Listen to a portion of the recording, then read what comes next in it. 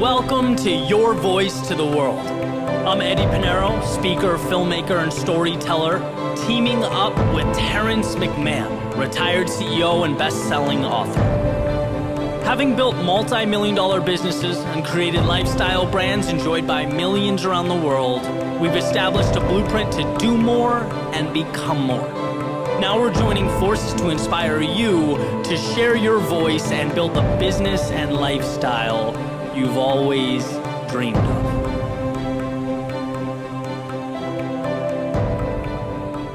Welcome to Your Voice to the World. I'm Eddie Pinero. I'm Terrence McMahon. And we teach you how to share your voice. And build your business. And today, what do we got? We got a good one for him. We got Jordan Peterson's The 12 Rules for Life. An Anecdote to Chaos. This is a badass book. Lots of chaos out there. Lots of chaos out there. But it's really cool. A lot of pieces you can apply to everything that you're doing. And I'm excited. I think it ties into the new season. New season, new us. It does. The Anecdote to Chaos. I love that. Yeah. We were just talking about that before we started. That's a concept that is really applicable to everything. The idea that, and I quote this all the time on Instagram, and from chaos comes order. You got to have the chaos and the clutter and the craziness in order to come out better and improved. And rinse, repeat. I never knew what that yin yang really meant. I saw it on tattoos all the time in the yoga studio. Everyone's got one. Yin yang. It's the two serpents that are the opposite. One's chaos and one's order. And the Tao believe the line between that is the line you should walk, with one foot in order and one foot in chaos, like kind of surfing. Relevant to this podcast, it's been like, it's relatively new still. You go past 3 months, it's like anytime we really step up and do something that puts us out of our comfort zone, we get there and we acclimate and we feel amazing, and then time to kind of you don't stay there. You move on to the next chaotic endeavor. A little stretching of yourself, right? Want to speed date the... Yeah, let's do it. Yeah, let's speed date the 12 rules for life. Cool. First rule is my favorite rule. And then take it away. It's all you. Well, stand up straight with your shoulders back, right? When I do that, I'm just slightly taller than Eddie, but Eddie's actually slightly taller than me, but my chair's higher because I positioned it that way. So I fall in a higher part of the hierarchy of life than you do.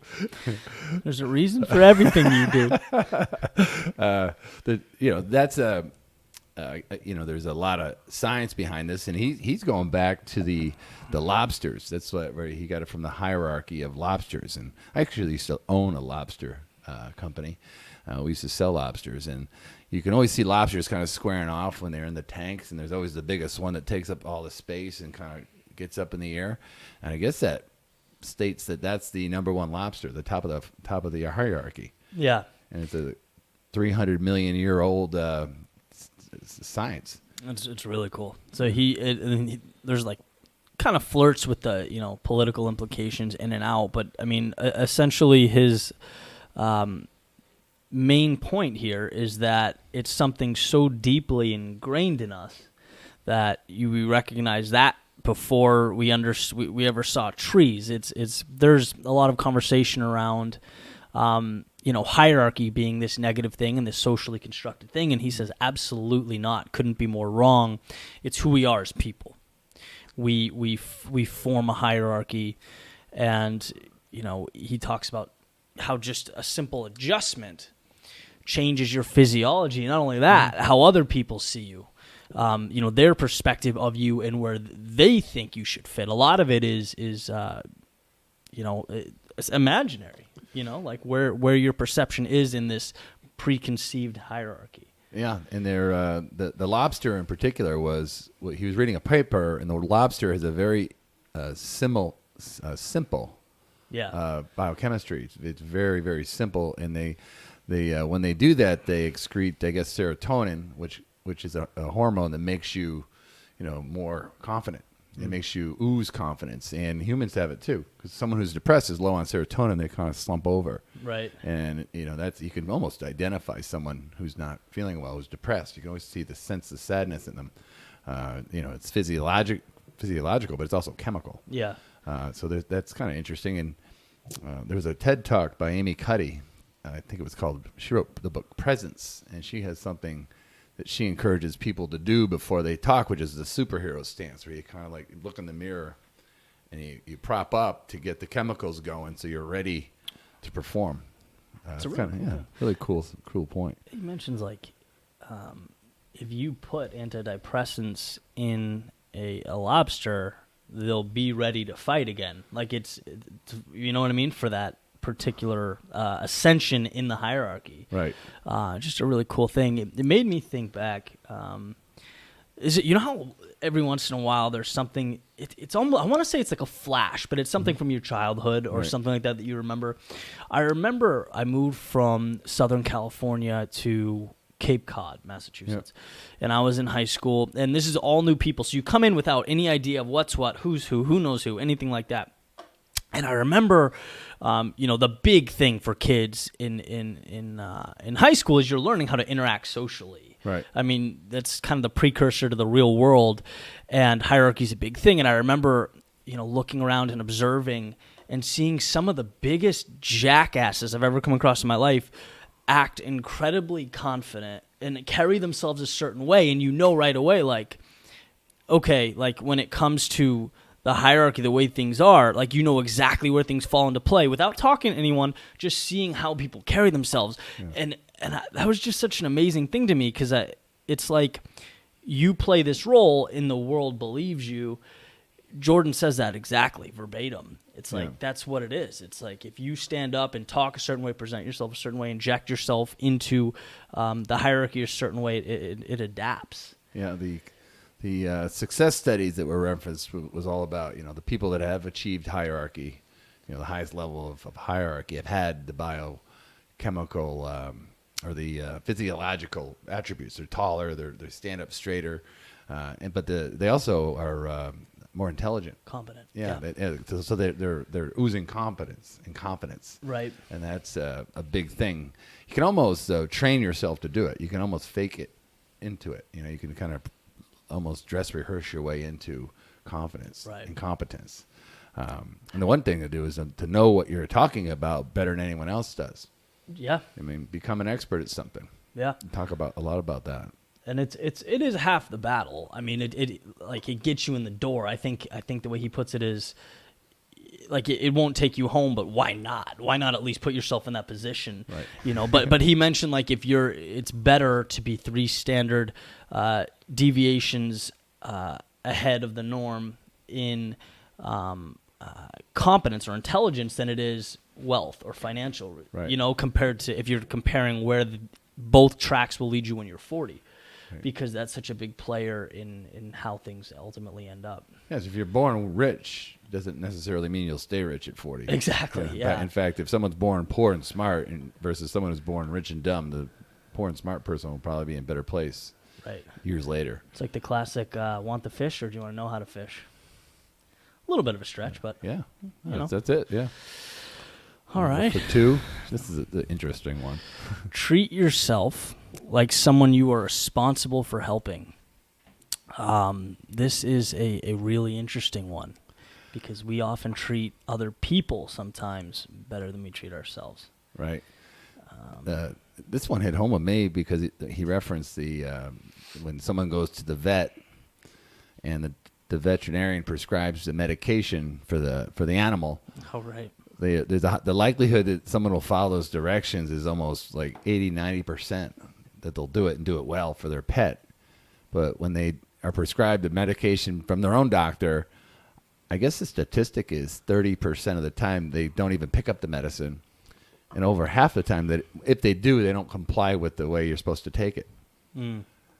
And I know this is true because I had a liver transplant, so I have to take anti-rejection pills for the rest of my life. And I have to take them twice per day. I bet you take those things, though.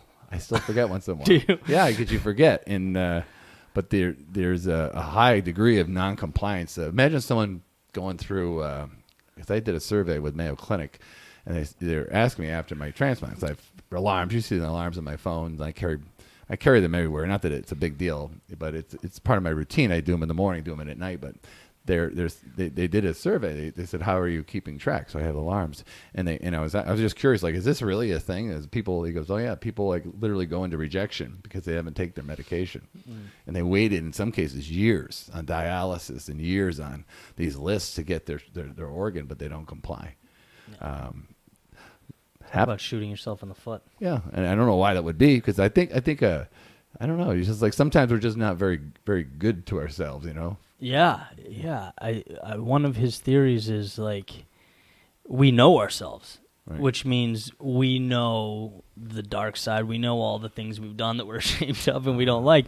Like I don't know that necessarily about the people that, you know, even, you can even argue your family, your friends. Right. Like there are things that, so you're harsher on yourself, therefore it's harder to love yourself. Right. But yeah, it's really cool the way, and it's one of the things, he's almost like a poet with how he says things, but treat others the way you want to be treated. Mm-hmm. Doesn't mean nice. It doesn't mean be nice. It's reciprocity, essentially. Mm-hmm. So like, you know, if you treat someone a certain way, you expect it in return. Well, same thing for yourself.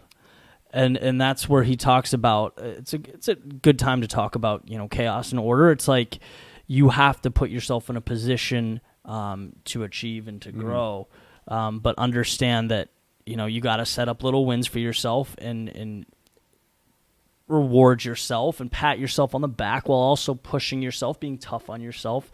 But it's all one big component. You gotta love yourself. Yeah, and the dark side, some pretty interesting comparisons to like serial killers and, you know, exploration of some of the most dark people in history. But, you know, Carl Jung talked about the dark side in a lot of his work, that it's a reflection of what is possible that you can have. And everyone has a dark side, deviant behavior.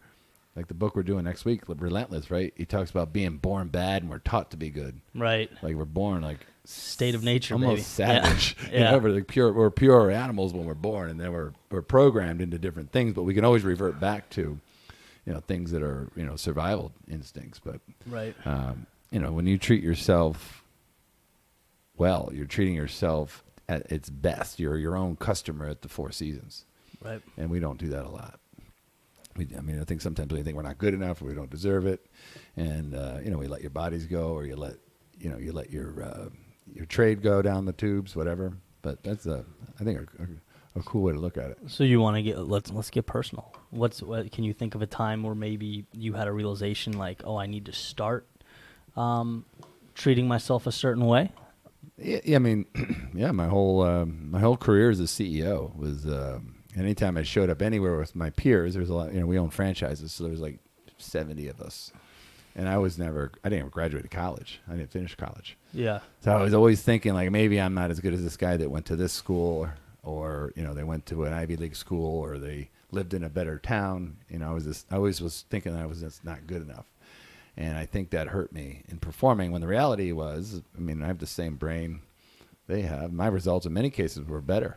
Right. In almost every case. So there's no good reason for me to beat myself up over something that didn't happen yet. Just sold yourself short. Yeah. And, you know, now I know that I'll go toe-to-toe with anybody. Anybody. And, you know, I've been to the brink of the end. So once you're there, you know, you can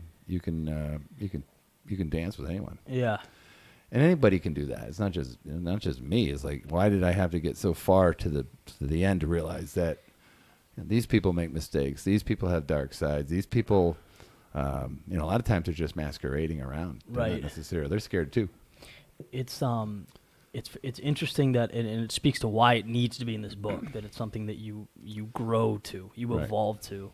You know, I think for me, very similar to you. You know, the first thing that comes to mind, I could give you a million examples, but it's probably the first 2 or 3 years as an entrepreneur, just constantly beating the bag out of myself. Like, you know what I mean? Like, I'm making progress, but the goals are so big, I sort of ignore the point where he's saying reward the small. Like, I just always felt like I wasn't doing enough. And it's great because you do more, but it's bad because you constantly feel inadequate. And Right. that's just no way to live your life. Right. You know, and so similar to you, I kind of had this realization where it's like, I mean, I remember even playing fantasy baseball, and I'd have a 10-team league, and I would just be winning by like just in first by however many games, and I would look at my team and be like, this team sucks. How? And it's just how I operate. But yeah, you learn to sort of move away from that. Yeah, you're hard on yourself. Yeah. When you show us videos like that you've done, you're like, does this suck? It's I'm like, this is not quite hitting the mark. You might only get 500,000 people to watch it. Right. The cognitive bias there is the Dunning-Kruger effect. We've talked about this before, where people that have extreme ability and talent, that's obvious and sustained and notable, don't think they're actually as good as people that have much less levels of talent for much less time. Fact is, people that do things for low amounts of time and haven't really done it at high levels think they're better than they really are, and people that have been doing things a long, long time don't think they're as good as they are. Right. And what happens is error is introduced a lot of times, and then also, in the other, like pilot error is one of the most common reasons planes crash. But the opposite is true. Like people that are super capable of doing more don't stretch, and I think that's something you got to be very aware of. Yeah. No question. Let's roll on to number 3. Befriend people who want the best for you. I think everyone learns that along the way. Yeah. Really important concept. It's, everything in your life is a resource or a tool in some capacity. Mm-hmm. And you're operating on all cylinders when you're surrounding yourself with the right tools and the right people. I mean, we always talk about, I think we've even done it on previous episodes, how it wasn't so much acquiring but cutting away that changed our lives. Right. You know, detaching from people that you're comfortable around too. I mean, you got to pay attention to what people talk to you about, whether they're encouraging you or they're happy for you. Right. Right. When you get a big hit, are you around people that say, "Great job, man," or you're around people that are saying, "Great job, but why didn't that happen to me?" Exactly. That's the wrong person. You got to detach, decide, cut away from. Yeah. Yeah. Growing. I think. In this phase of my life, as I changed my environment, my physical environment, I invariably left a lot of relationships behind, and that was a very deliberate decision. A hard decision, but by geographically changing where I was also changing, the people I spent time with. Some of these people I enjoyed very much, even to this day. It just was time to not spend as much time together. Right.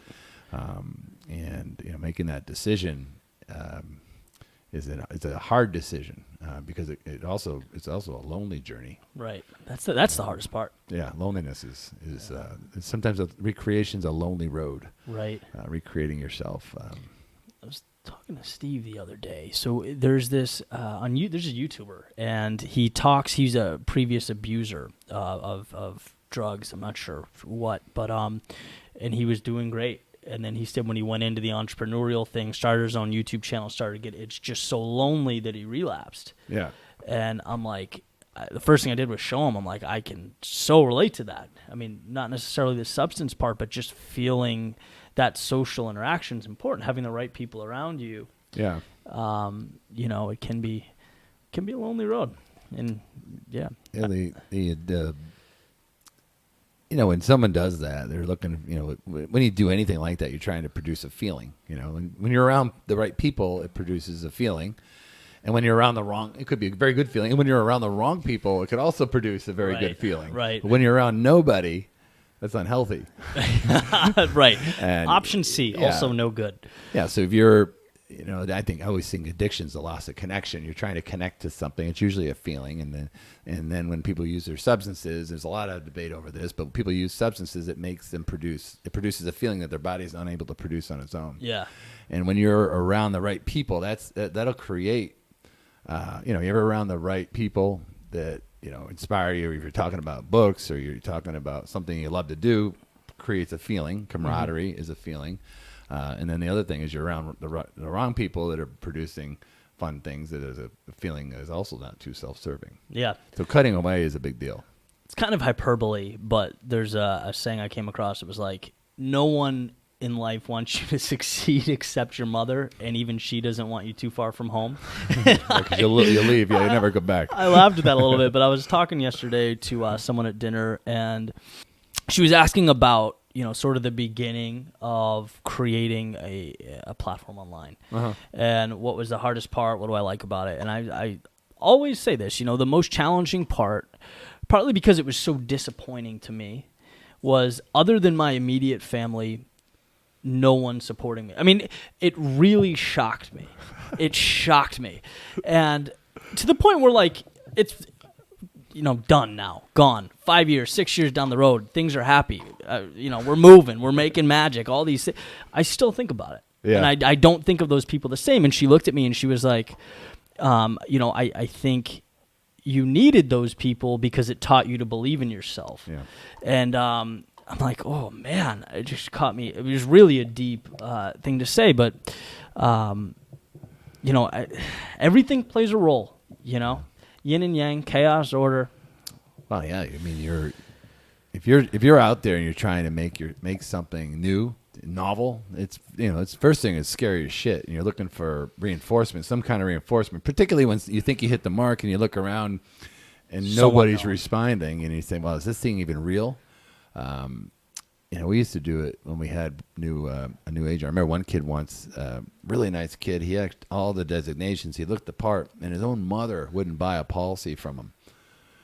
Right? That's gotta hurt. Yeah, I was like, well, what's going on? Is it not going to happen for you? Because if your own mother won't buy something from you, that's a big problem. Because that's the one person that's watching it because they succeed. Right. We used to kind of like say, if your parents don't want you to be their financial advisor, you might want to be maybe a plumber or something. Yeah, switch it up for sure. But your social circles is one thing you have control over, and to change the fruit, you need to change the root sometimes. And nothing more important than your physical environment, your social circle, who you hang around with. They should want you to be the very best Agreed. version of you. And last thing I want to add to that, is that it is a zero-sum game. There's always room at the top. I speak to this all the time because it shows up every single day. It's like there's no scarcity of opportunity. All your friends can win. You should want them to win. Mm-hmm. You should push them to win. Your fan, even people you don't know. Right. It's not this pie where you're taking away pieces and it's gone. Yeah. In fact, if you push and you help and you support those around you, guess what? It's going to come right back, and ultimately you'll be better off. So you want to surround yourself with people where that reciprocity, that give and take is always there. It's always available, and there's a trust that it's there. It makes a big difference. Yeah. Remember, he referenced the kid. I think he's a Harvard professor, but he's talking about one of his buddies also went to Harvard. Might have been Harvard, and he's depressed and upset and anxious that his college roommate did better than him. Oh yeah, pretty much everything in life. He's like crying about it, like, oh, his college roommate was Elon Musk. Yeah, it's a tough order. Like, how are you gonna? It's like you're not doing as well as Elon Musk.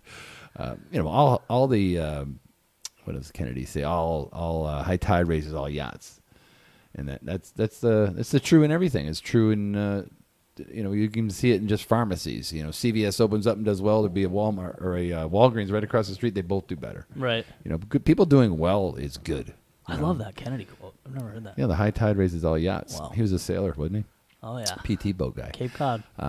Compare yourself to who you were yesterday, not who someone else is today. That's a big one. So the main theme here, and this is pulled from one of his lectures. He talks about the Pareto Principle and how if you take the square root of the total number, they do 50% of the work, right? So ultimately, that amounts to being a fraction of, the bigger you get, the more drastic it appears, right? Which means there's always going to be disparity in the world. It's just how life is. There's always going to be people that are better than you, doing more than you, whether it's art, business, sports, whatever. And there is this constant compare and contrast, and you will drive yourself insane if you don't compare yourself to who you were yesterday. Pareto. Let's talk a little bit about that. That was actually one of the biggest points in the book that I never understood the Pareto Principle like I do now. Yeah. I remember that because I lived it. If I had 100 people working for me, 20 would produce 80% of the results. Right. And the bigger the company gets, the fewer amount of people are carrying the bulk of the burden. So if you have a company with 1,000 people, it's a few people that are carrying like 50% of the work. Right.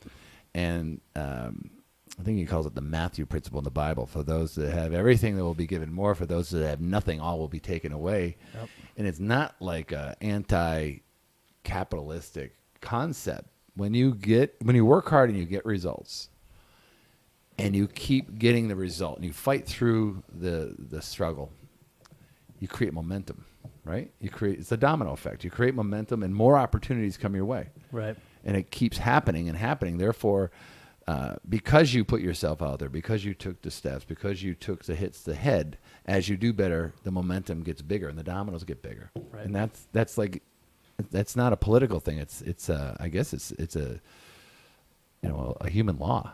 Yeah. The more you do, the more you get. The more opportunities come your way, the more skilled you get. When you fail, a lot of times you get really good at failing, so you figure out how not to fail. Absolutely. The hockey stick effect. Yeah. Universal law. It applies to the massive stars, applies to cities. Right. And people make the mistake of attributing it to capitalism, right? Like 88% of people own more than 2 billion. The lower 2 billion. All right, I just butchered that. The top 88 people own more wealth than the Right. bottom 2 billion. There we go. Right. People get really offended by that, but why? It's applicable to every single thing. Now, it's not that we shouldn't do something about it, right? The question is, what do we do? But understanding that, again, almost like the hierarchy, Right. it's something that is a universal law. I think the thought is that 84 people conspired to keep all the money within themselves. When this is 84 isolated events where people did well so long at something, it's compounding out of control. Yeah, right. Like Warren Buffett and Charlie Munger have their 92 companies at Berkshire Hathaway. They've owned for a long, long time. And it's not like they went out and bought a bunch of companies. They bought very few companies, but they've owned them and managed them impeccably for so long. It's compounding. Right. And you see that with social networks. Guys that got in and girls that got in early had larger social networks, like the Kardashians. Right? She's a billionaire. She got in first. She's the first social influencer to sell cosmetics online, and now she's got $1 billion. Is that to make her a bad person? I don't think so. No. She took the shots. She took the chances. Now, what to do about it is interesting. I don't know what to do. That one's above my pay grade. Yeah, well, that's where you take the political turn. I mean, I think in terms of self-improvement and the stuff that we really want to nail home, I mean, the idea is the discrepancy is always going to be there between who you are and what you want. Right. Someone always going to have it. And so, you want to look at who you were yesterday while pointing at you can't help but point at the people around you as your North Star. Right. He talks about the book of Revelation, the Bible. You remember that? Yeah. Yeah. Because anytime you point to that North Star or an ideal, there's judgment that goes on. There's Right. comparison and contrasting. It's healthy, but similar to what we were saying earlier, you just have to think about your progress, reward your little steps. Right. So the people around you that have what you want, they guide you and they direct you and they help you, but ultimately they're not your competition. You are your competition, and I don't know. I think that's the biggest takeaway from this. Think about this. Like, you have these people that have done well, these 84 billionaires. Let's take for example, because last spring I was in Omaha, Nebraska. Warren Buffett, Charlie Munger, Tim Cook was there, the CEO of Apple, all the big players down in the auditorium. I was way up in the back, but there's 40,000 people there, and Charlie Munger and Warren Buffett are sitting there telling everyone exactly how they've managed these companies and built large businesses. They've both written books about it. Jordan Peterson wrote books. Everybody writes books who's done well about how to do well. So the information's available. They want them to do well. They would say, hey, look what I did, and look what's made me successful. Right. Ray Dalio wrote Principles. Like, he legitimately wrote a book exactly on how to get the results that he's gotten. He's put it on his website. He says, here's how I manage money. Here's how we got these results. And you can too. Like, it's not you shouldn't compare yourself to who they are. You should model some of the things they've done to make yourself better. Compare yourself to who you were by looking backwards from where you've been. Exactly. Beautiful. When you look back, like 3 years ago yesterday, I was lying on a hospital bed, terminally ill, pretty much going to die. And now I'm here. You made a little progress. Yeah, but it was a long road, and I tell you, I look around. If I'm with the wrong people one day, I look around. I think I'm like losing. Right. Sometimes you think you're losing, and that's hard. But you got to shake out of it. You got to catch yourself doing these things. Especially because success can be so incremental, you don't feel it. Right. It's you have to look back to see it. Watch yourself. You remember when we were doing our live event? We were doing we did 5 or so fake presentations, not fake, but we did rehearsals on the road. Yeah, we're practicing. The first one was horrible. Right. And they got better each time.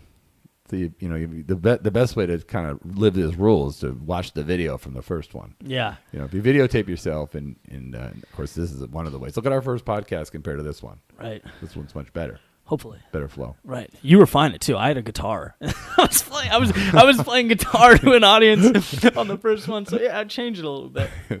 Yeah, you introduced some room for pilot error there. That's right. All right. Let's go to number 5. Don't let your children do anything that will make you dislike them. I can tell you all about this. Yeah. No, I'm just kidding. That's an interesting concept because I have two sons, and I know what he means. Like sometimes people let their kids do things at home that no one in the world would ever let them do in a restaurant.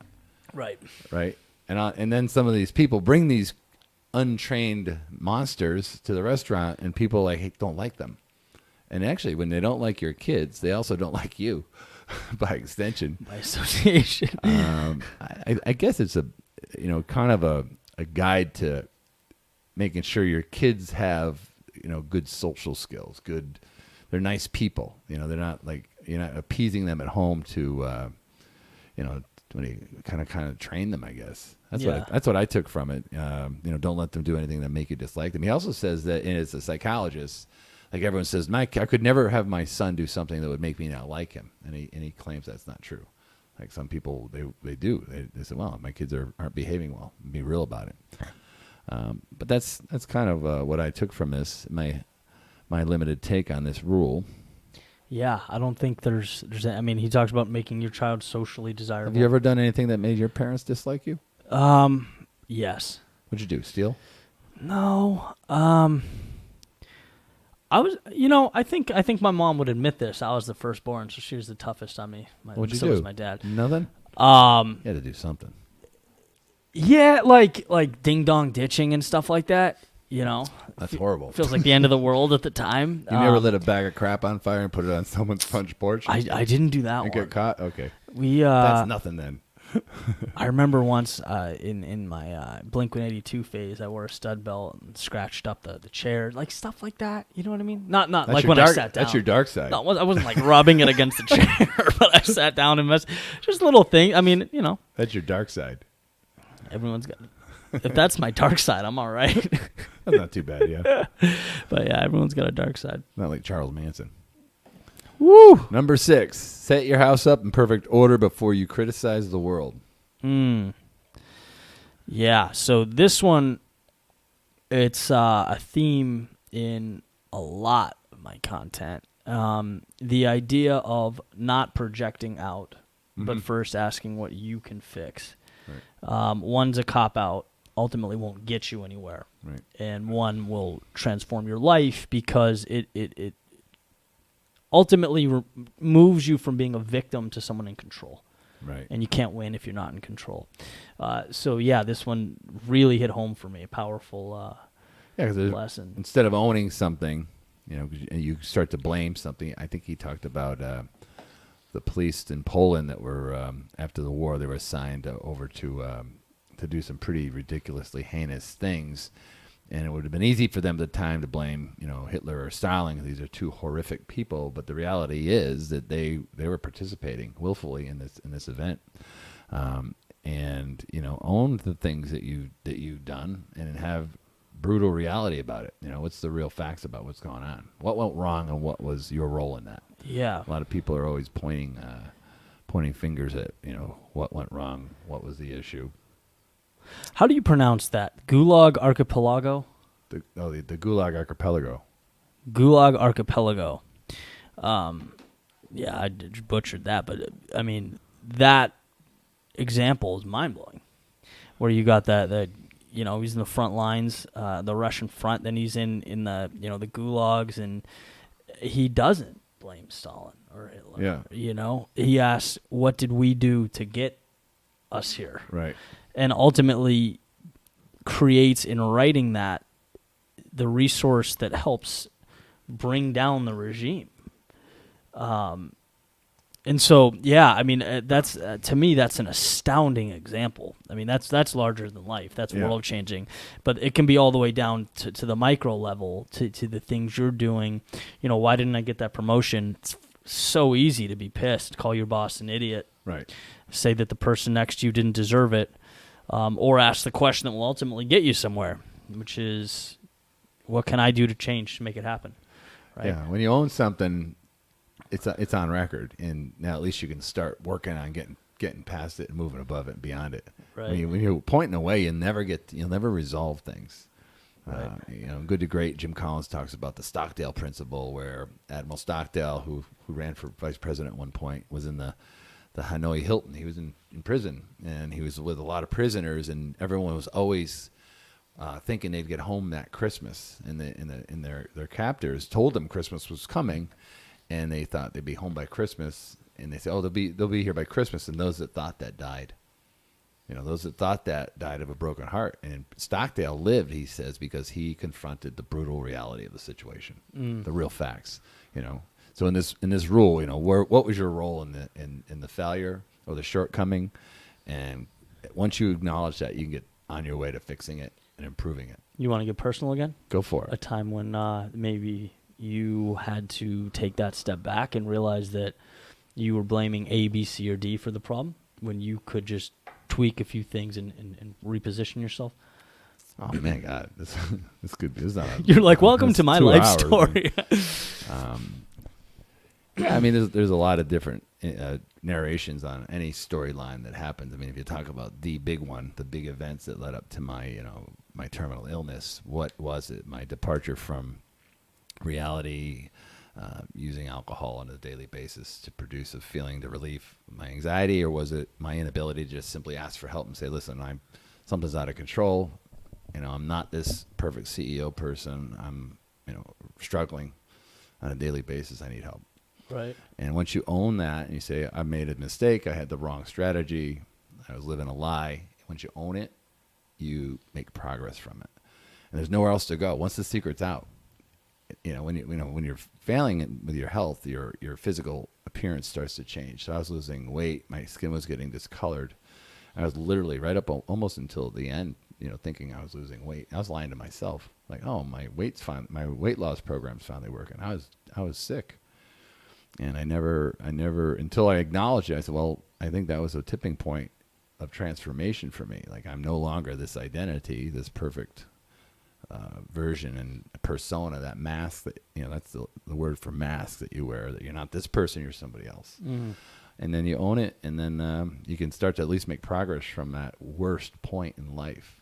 So what I say is, the very few advantages of being so brutally broken and on the brink of failure is that any progress away from that low point is an incremental improvement, noticeable improvement, creates momentum.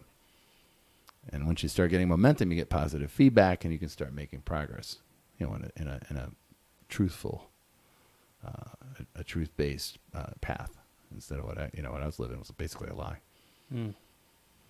Powerful stuff. Take a bite of that one.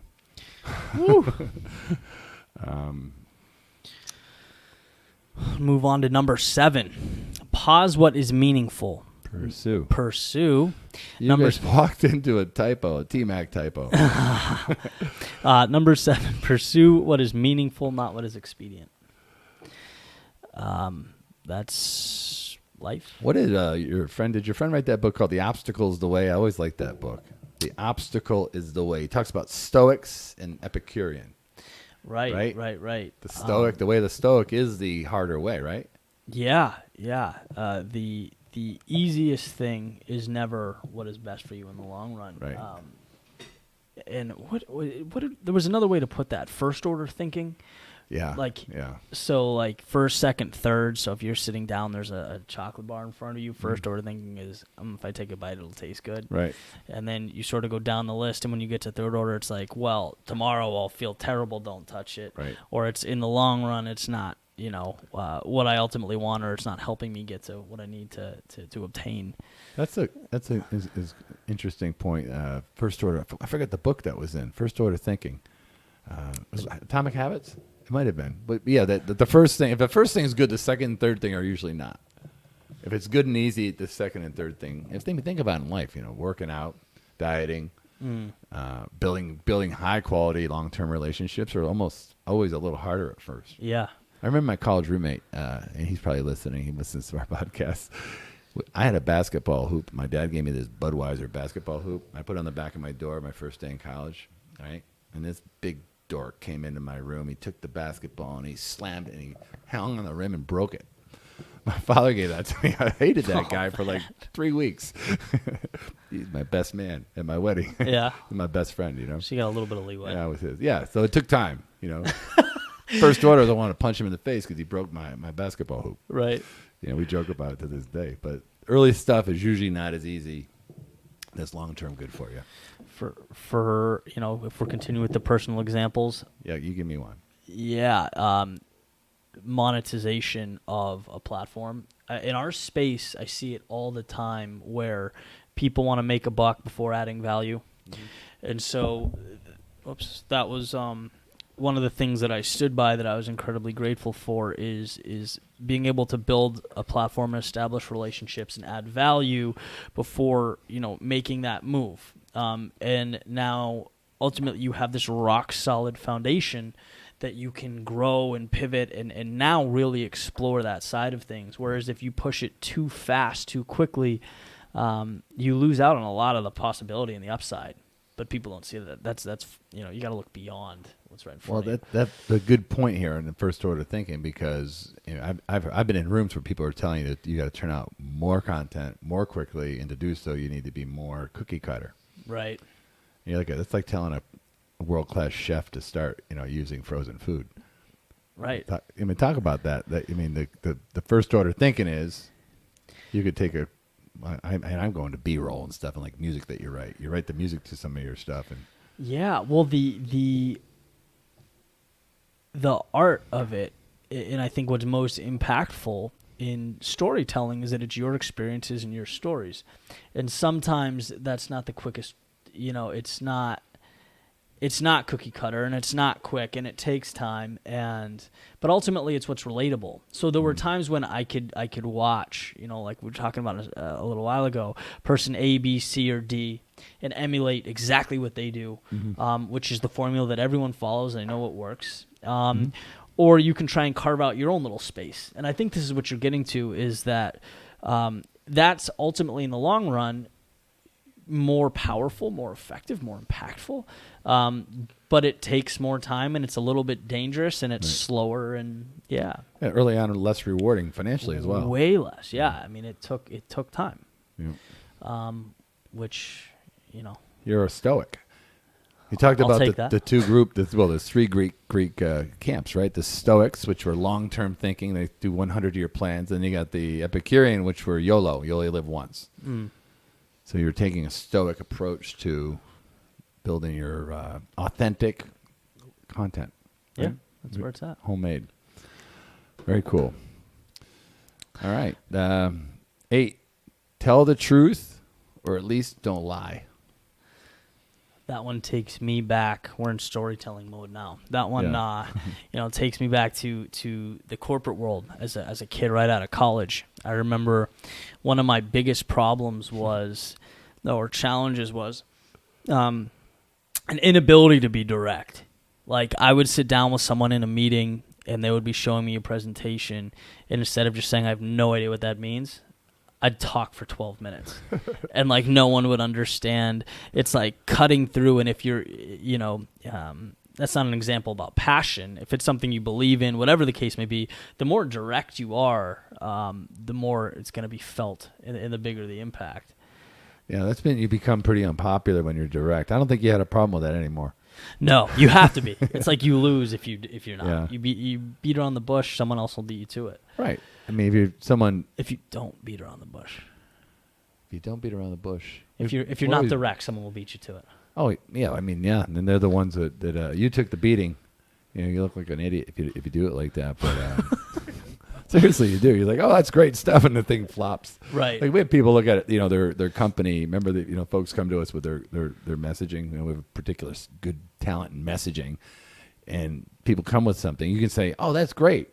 Make a little change. Right. And then charge them, and it's not going to work. Right. You just got to tell them this is a bad idea. It doesn't work. Sometimes it tugs on your heartstrings, but you got to do it. Everyone wins when you're honest. Yeah, I see it. I mean, you got to tell people. Right. You gotta. In the insurance business, when someone wasn't going to make it, my mentor used to say, you got to sell them happiness. Instead of saying they're never going to make it, you got to say you'll be happier somewhere else. This isn't going to happen. There's a particular way, like you put it really nice once. We were talking to one of our clients, and you were talking about the idea of kicking them and then hugging them, right? So being like real direct, talking about the insufficiencies, and then, painting the bigger picture, to your point. Like, this is on track to be something incredible. Kiss them, kick them, kiss them. There we go. Kiss 'em, That's kiss what 'em. it is. That's what it is. You're amazing. However, Right. this was horrible, and I love you. Goodbye. Yeah, that's kind of the at least you leave it on a positive note. Everyone does. You can always find the good in somebody. Yeah. But if you don't say that this is an obvious thing, you get the Persian messenger syndrome, right? I'm not sure what that is. The Persian messenger that came back and said that they lost the war, the Persian emperor would kill them. But after a while, they just stopped telling him that we won, and they didn't. It's called Persian messenger syndrome. You're not being truthful with somebody. But I think a lot of this particular rule talks about your own self. Your interpretation of who you are. A lot of people lie to themselves. Right. It's cigarette smokers or people that are unhealthy habits or unhealthy friends or unhealthy moral behavior. Lie to themselves. They rationalize. The psychology is called cognitive dissonance. It's when your actions and your values are in conflict. You have a resolution process in your mind. That's why we have fat doctors that smoke. Right, the cognitive dissonance. So, if you're truthful with yourself, you're less likely to have that detachment. Right. From reality. Yeah, that was a big point. You start to build your reality around things that aren't true. And then your entire plan is not going to work because it's fake. These fake identities that we manufacture. Right. Out of convenience, because sometimes it's just easier just to not tell everyone the full truth. And go through the giant explanation. That was always, as a creator, one of my biggest fears, particularly starting, because it's like you want to show your work to the people around you, but you don't know like how truthful people are being in saying it's good, and you don't want to build this false narrative around what works, and you know what I'm saying? Right. It's a very, very similar thing. Well, when you're stretching yourself too, this is dangerous because you could get bad feedback and the thing could still work. That's true. Right. It's not a black and white thing. Yeah. I mean, I've not liked things you've done well. Right. Yeah. Right. Yeah. I like your music, and your music doesn't do as well as your videos. Very true. But I think people are familiar with something, and then they do it, and they see something that's out of pattern, and it doesn't always work. Yeah. Right. All right, let's move on to assume the person that you're listening might know something that you do not. This is a tough one because he mentions here even people, even adversarial or adversaries, even when it's most difficult.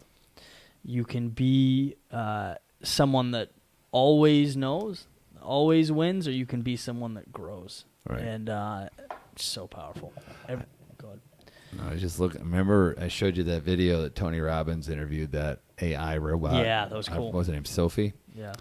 And it's pretty eerie that the algorithm she can understand in language. She can she's programmed to speak and learn, learned learning, computer learning. And it was if you haven't watched it, you ought to watch it. But the one thing I got from it was, why do you exist? And the first thing she says is humans suffer from severe confirmation bias. They are so attached to something that they've shouted out to the world, it's pounded into them deep, even if it makes no sense. Right. Right. And we've seen examples of it, people that just have these irrational beliefs. You see it in cults a lot. People are given an idea and it's built on over time, and they've started to shout it out. So now they believe it so much so that you could never possibly talk them out of it. But when you don't listen to people, here's the point. When you don't listen to people and you don't think anyone has anything to add to your life, you open yourself up for a lot of danger. 100%. Yeah. You see it now, particularly in the political realm. Yeah. Well, think about the idea of cutting what's right and what's wrong with the world into two camps.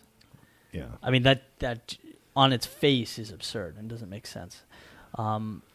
Let alone putting a fence up and castigating one side as morally bankrupt or another side as intellectually bankrupt. I mean, whatever the case may be. Right. It's like, no, that you have to go beyond that preconceived notion or whatever it is you built, that idea, and understand that there's always something you can learn.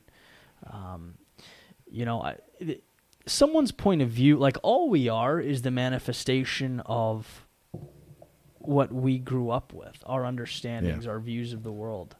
And so simply asking sometimes and making a point to understand an opposing point of view can change your life. It could. Yeah. Not let alone the relationship between you and that person. Yeah. I mean, there's world problems that are out there. There's 10 of them. If you Google it, they're always changing, the top 10 world problems, depending on the report. But the polarity of these types of problems go from, clean water to terrorism to education to global warming, right? Species being extinct. There's all these problems. No one political policy will solve all the problems. Right. So if you don't have advocates for these different things, and you have people that are really passionate, it doesn't take you long to figure out how someone's passionate about something. Right. Within a very short period of time, they'll tell you. And if they're passionate, that means they know something about it, and that means you can learn something about it, if you can. And I always like to learn things. We were in Cuba. Remember we went to Cuba and we were learning, we had a guide there. Yeah. And, she was asking us questions. She wasn't closed to communism, right? She grew up communist, but she was asking us questions like literally like a dry sponge waiting for water. Right. And, we spent a lot of time with her, talking to her about different ideals. And I was curious about why we met two people. We met a cab driver who had nothing but great things to say about Cuba. Remember, his house the tornado came in and blew the roof off his house, and the government came in and fixed his house, and he was praising the government. Right. Like, Cuba's amazing. And then the other one was our guide who secretly married, and her husband's here in Miami. Right. Right. And then she's there, and they're trying to figure out how to get her out of Cuba. Yeah. Two different opinions, but I learned something from both people. Exactly. One person's perfectly happy, the other person's perfectly miserable. Right. Yeah. And maybe not that example particularly, but the truth is usually somewhere in the middle. Yeah. I don't know anything about. I don't know the real story of it, and I know what we know, and they know what they know, and right. So who knows what the real story is? But I learned a little bit about it. Those politicians had nice houses. Yeah, I wasn't going to say, Cuba's horrible. The politicians are driving Mercedes. I mean, I kind of know. I can't. But if I didn't listen, like, Cuba's not. Particularly the cab driver talking about how amazing Cuba was. I wasn't shooting his ideas down. Saying, Right. Like, where are the fish? We don't have any fish. You're ocean right here. There's no fish we can eat. Right. There's beans in your store. I didn't go there because I want to hear what he had to say, which is very. It was enlightening. Yeah, for me it was. I'm usually a know-it-all, so I got to shut up. That's what this idea means. Shut up more. Shut up and listen. Close your. That's what psychologists do. A good psychologist doesn't do anything but listen. Gives you a problem. What was the problem? He mentioned the book, like, what do you think's wrong with you? Remember that? He goes, what do you think's wrong with you? And he lets the client talk for 1 or 2 years. He said after a couple of years, they figure that's about right. And then he says, what do you ought to do to fix it? So it's another 2 years, but at least it's discovered. Right. You can discover a lot of your own stuff. They say the most intelligent person in the room, or the person considered the most intelligent person in the conference room, is usually the one that says the less, or says the least. I'm having trouble just using basic sentences today. So you're that guy. I've been in conference rooms. You don't say much. I don't. You're pretty quiet, dude. It blows my mind. Like, I meet with people sometimes, and they just talk. Right. They just talk. No one thinks or listens. Yeah, so that's a big one for me. It hits home. Yeah, it cost me a lot of money in these lips over the years. We had a guy, right? This is a true story. Guy got in a car accident. Pretty good salesperson, making a 6-figure income. Jaw was wired shut. He broke his jaw. Wired shut. Couldn't talk. Right? For about, I think, 8 weeks. Oh, this is my favorite right? story. Yeah, 8 weeks this guy couldn't talk, and he had the biggest year of his career. Well, his mouth was wired shut. If that's not a lesson for the world. Yeah, because this guy was a talker. So he just shut. The people are probably finally happy to be able to talk. Yeah, that's good stuff. Yeah. All right, this is a cool one. Be precise in your speech. Yeah, I think we may have dipped into that earlier, but essentially be direct. If you mean something, say it. Yeah, we definitely did. We weaved that into a previous one, but yeah, precision is exactness. Like, call it what it is, right? Don't dance around it. Right? We did kind of talk about it a little bit, but being precise in your speech is, being very direct and very, very exact with what exactly you're saying. yeah, And I think he talks about arguments that people are having with each other. A lot of times it's over some obscure thing that's a departure from the real issue. right. Right? Like if you start talking about, well, I want to go here on vacation, you want to go there, and pretty soon you're insulting each other's mother, which has nothing to do with the situation at hand. The resolution is just to come to an agreement on the reality of the argument. Right. All right? But it's kind of a cool thing. We kind of hit that. I vote we bump right along here. We got 2 more. Do not bother children when they are skateboarding. Kind of a cool Who concept. skateboards? I broke my arm skateboarding. Did anyone try to stop you? It was actually a really embarrassing moment. I think it was 5th grade. I walk up to the skate park and see my friend, and I wave and drop in, and as soon as I drop in, just flew back and broke my arm. So that was like the quickest quickest day at the skate park I've ever had. Skateboard? Your parents tell you not to? You break your arm? They were kind of just like, do your thing. Like the BB gun thing in the Christmas Carol. You shoot your eye out. Oh my God. Yeah. That was tough. I'm still not like, I had to sit for months because I broke it here and then up here in the top, and I sat like, my cast was like this for a long time, and Right. I don't know if I ever rehabbed that right. It's still a little. I think he talks about this as like overprotecting your kids and just overprotecting even yourself. Like things, if you're going to do things that are a little risky, what's the opposite of doing things that are too risky? Right. Not doing anything at all risky. So it's like the opposite of love isn't hate. The opposite of love is indifference. Doing nothing, never loving. Right. And I think that's true with this type of things. Like if someone's trying something risky, like going on an adventure, like a senior or a kid graduates from high school and grabs a backpack and goes to Europe. Imagine that. You raise this kid for 18 years. They say, I'm going to hike Europe. That happens. Right.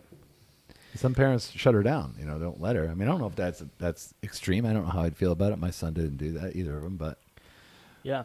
I can see where, it could be an amazing growth opportunity. Yeah. I mean, it's like taking the principles from rule number 2 and applying them. It's like you want to see growth. You want the kid pushed out of his or her boundaries, right. But you don't want them to feel like they're constantly failing. So there's got to be some level of incremental success and discomfort, right. From chaos. It's the beginning of the book, right? The fine line between chaos and order, the yin and the yang, those two serpents that are battling, and that line that goes in between them. And there's a concept in there, like at the end of life when you can't do certain things. There's a beginning of life when you can't do certain things, or you don't want them to do certain things. And then at the end of life, when people are old and frail, like the rule of thumb in a nursing home is don't ever do something for those people that they can do for themselves, because that'll be one less day they live. Wow. That's the same kind of concept with your kids. It's like, make sure they're doing things they almost can't do, because if they stop doing things they almost can't do, they'll stop trying to do anything. Right. And I think that's definitely not enough chaos in your life. Yeah. Kind of comes full circle. Yeah, I think as a early 30s reader here, 5 and 11, like I made an effort to see what I can pull out and apply to my own life, but just not having children is a little bit of a stretch. Yeah. But I definitely see the value there, and I understand that sort of, the rough and tough, get out there, fall on your face, learn, grow, explore. I mean, that's sort of that's the essence of life. And you're receiving guidance from your parents. You have a close relationship with both your parents. Right. You got almost That's true. I never looked at it that sit way. in their chair for a second, like things that they want to see you be successful. What happens when you're not? Right. What do they think? They feel it. Well, that was a big fear for me. Yeah. It's like they've invested everything into me. Just amazing people, and it's like that is in the back of my head every time I make a decision. It's like, you gotta make sure that dividends are ultimately being paid at some point. Yeah, the way your parents love you, I'm surprised they don't have 11 computers with 35 different social personalities liking all your stuff. Like That's a business idea. They keep tapping it. Like what do they say? Like a bot? Yeah. Well, that's like your parents don't want to see you fail. It hurts No one does. when your kid's hurting, and it hurts to watch them almost get hurt. Right. This is the bottom line. But the challenge is not allowing yourself or them to do anything that's risky. And always, that's where you might be in your life. If you're like, do I do this? First of all, you're your own parent, right? So if you think it's risky or too risky, you got to figure out what that is. And if it's not risky at all, you're probably in the wrong place. Yeah. I think life's about balancing chaos and order. That's why I like that. I finally understand the symbol. Yeah. That's incredible. 12, and ultimately, I think my favorite. Pet a cat when you encounter one on the street. Big metaphor for seeking out and making a point to see the beauty in life, even in the darkest of times. So just such a beautiful chapter. Dips into it's real personal for him, like he's talking about his daughter being sick and sort of going through 2 years of hell, and just making a point to find the good things because they're always there. Can be the difference between hell and simply tragedy. It can get you through a dark time. Life is peaks and valleys. Everyone goes through valleys. But how you internalize it and what you choose to see when you're going through that, it's big. Yeah, he talks about tragedy, someone dying, watching them die, and then the bigger pain is watching someone dying that doesn't want to go. They're just fighting and holding on for everything. It's hard to watch that. My dad died last October, and we were there. And when I got there, he was already kind of. Well, first of all, when I got there, I didn't know why I went home, but I went home and I got him. My mom said he's in the hospital, so I went and got it. The New York Post. My father liked to read those tabloids for some reason. The foolish tabloids about like Princess Diana. My dad loved those things, so I got him a paper. I went to the hospital. As soon as we get there, my mom and I are there. The doctor says, "We need to talk to you." I was like, "Well, I've been here before. That's not a very good conversation." They take you into the room. And they said he's fading, and it was luckily it was a very peaceful, passing. My brothers got there, and my other brother got there, and he went to sleep, and it went away okay. But sometimes that's not the case. If you see someone, you're seeing someone go, and and it's a sad thing, and then they're fighting because they want to stay. Right. That's the difference. He says the difference between tragedy and pure hell. So always see, if it's hell, try to see the tragedy because it's better than the hell. Right. And that's true. Like, when I was on the way out, it was I was relating to a story I heard about and I read about Socrates when he violated his own rule and he was put to death. He had an opportunity to go to Rome and make a new academy. They were going to take him, I guess, and he ended up deciding that his fate is going to. He took the medicine and died. Because he said that maybe death is a good thing. Maybe there's something there I'll explore for everyone. And that was kind of something I thought was an interesting way to look at the end of life. Yeah. But there's always good, no matter how bad it is. There's always something good that can come of it. Right. Plus, you can always come back. That's true. You can always make a comeback. Everybody loves a comeback. Like a Tom Brady comeback. It's happening next year. I think that guy, by the way, I think he gut down in games on purpose. Him and LeBron James, all of a sudden they're down like unwinnable, and they're like, "Oh, I finally put myself, so now I'll turn it on and win." What do you think about that? Pretty conspiracy theory-ish, but oh man, there were some. He's just like, you can watch some people and really just be inspired by their demeanor. Yeah. I always thought it was so cool that no matter what is going on the field or what the situation is, he's tossing the ball on the sideline. He's calm. Oh, it's man. like there's never, and you can take things from that. Yeah. You know, It's contagious, man. His calmness is contagious. it is. It is. You know, and that was you always see him take the field. He's like calm. He's there's a certainty about him that's contagious to the team, and the team rallies around him almost always. Yeah. Can you tell we're from Boston? Ooh, that'll cost us 1,000. That costs us 1,000 viewers. That's okay. There's always good chaos from that order. That's right. That's right. We're we're here probably at the end, looking at this book, 12 Rules with Jordan Peterson, Antidote to Chaos. And if you haven't read it yet, super awesome book. Great rules to live by, great rules to teach your kids by. Pretty quick read. Yep. Yeah. And lots of stuff that obviously you can apply. I mean, we went through a lot of these and told the story with our own history and our own situations. Everything's really applicable, which is why it's sold so many copies. Yeah. It's like a blueprint to improve your life. Which a lot of books try to do, but very few are as effective. And so I would really advocate checking it out. I think it'll go a long way. You bet. All right. Well, until next week, we got Relentless on the docket. That's a big shift. Relentless. Tim Grover. He was Michael Jordan's coach. And Kobe's. Going from good to great to unstoppable. Boom. All right, guys. Have a good week. Take care.